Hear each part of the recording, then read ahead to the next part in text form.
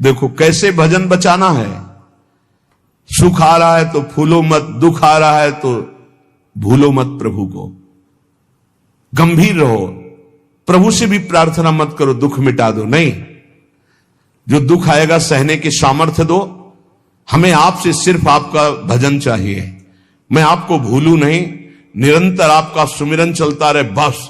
इससे जो लाभ मिलेगा वो ये प्रार्थना करते हैं कि हमारा ये दुख मिटा दो, फिर दूसरा दुख आएगा। ये कब तक भिखमंगापना चलता रहेगा? कभी तो हम मांगना बंद करें। हम सहेंगे आपका सुमिरन करते हुए, हमारी चित्तवृत्ति आपके सुमिरन में हो। ये हम आपको अपने अनुभव की बात कहते हैं। अगर प्रभु का, श्यामाजू का सुमिरन चल रहा है तो बड़े से बड़ा कष्ट कुछ नहीं बिगाड़ पाएगा। यह हमारी बात समझ लेना। नहीं किसी को केवल सूचना दे दी जाए रिपोर्ट में कि तुम्हारी किडनी फेल होने जा रही, फिर उसकी फोटो खींच लेना और प्रेमानंद की फोटो खींच के मिला लेना। ये बात समझ, ये हम अहंकार वाली बात नहीं कहते। ये श्यामाजू के चरणों के चिंतन में चित्तवृत्ति गुरु कृपा से लगने की बात को कहते। प्रभु से ये मत मांगो कि मेरा दुख मिटा दो। सैकड़ों दुख है, कब तक गिघियाते रहेंगे? दुख की जड़ें मिट जाए तो क्या? आपका चिंतन। हमारे रसिकों ने क्या मांगा? बिसरी हो ना बिसारी हो, यही दान मुहि देहु।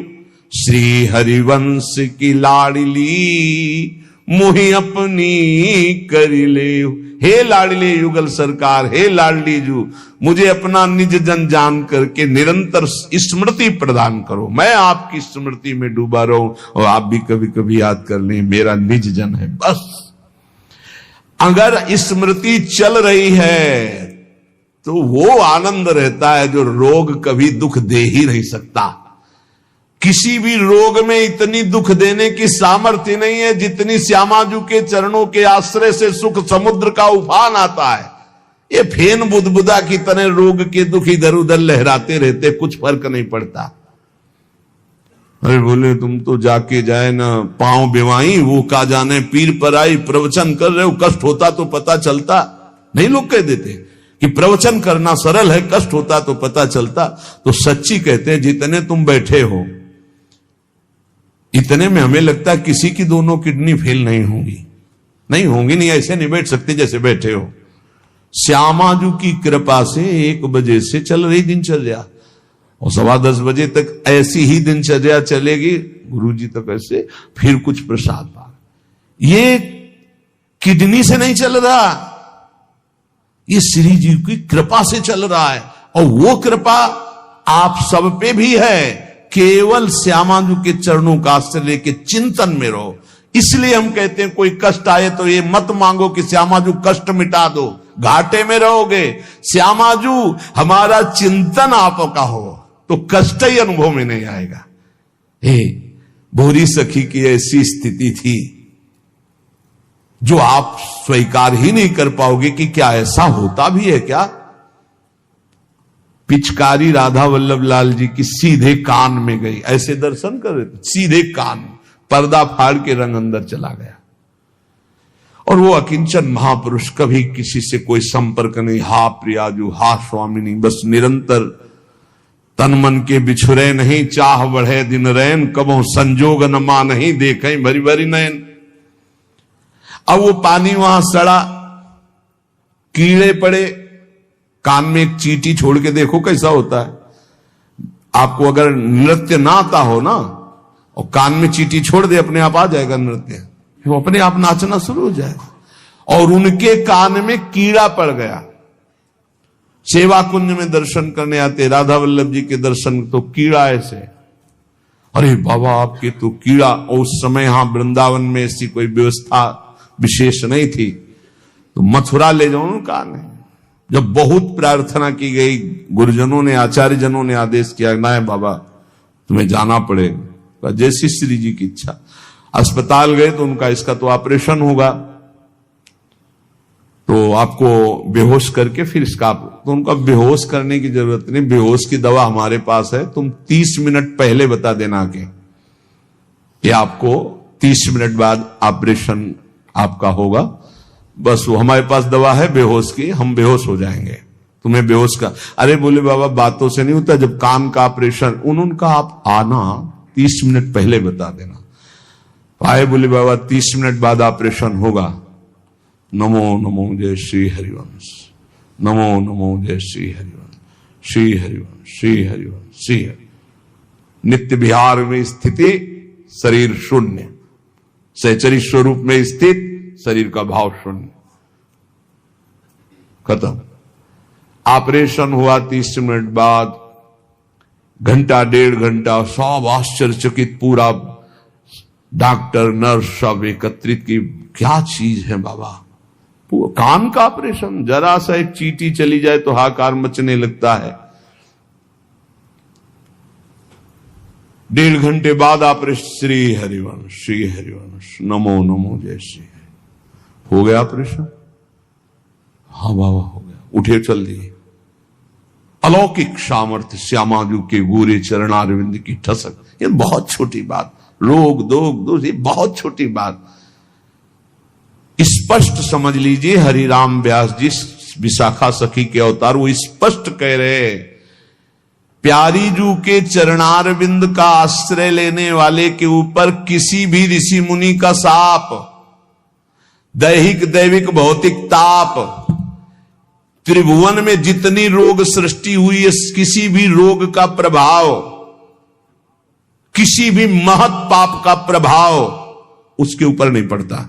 साप ताप रोग शोक दारुण दुखहारी, लाल इष्ट दुष्ट दवन कुंज भवन चारी, श्री राधा प्यारी के चरणार बिंद शीतल सुखदाई, कोटि चंद मंद करत नख बिद जुन्हाई।